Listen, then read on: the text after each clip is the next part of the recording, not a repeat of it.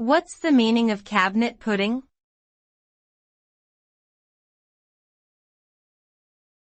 Cabinet pudding.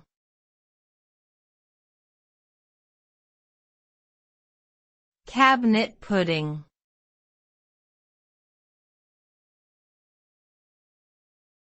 Cabinet pudding.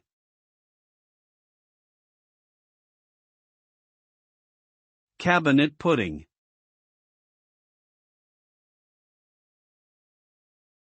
Cabinet pudding is a traditional British dessert that consists of layers of sliced sponge cake, dried fruits, and custard.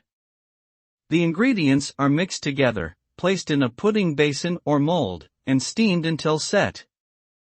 Once cooled, the pudding is turned out onto a serving dish and garnished with whipped cream and candied fruits.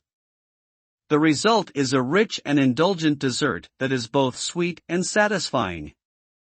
The soft sponge cake and juicy fruits are balanced by the creamy custard, creating a luxurious texture and flavor. The addition of whipped cream and candied fruits adds a touch of elegance and visual appeal to this classic British dessert.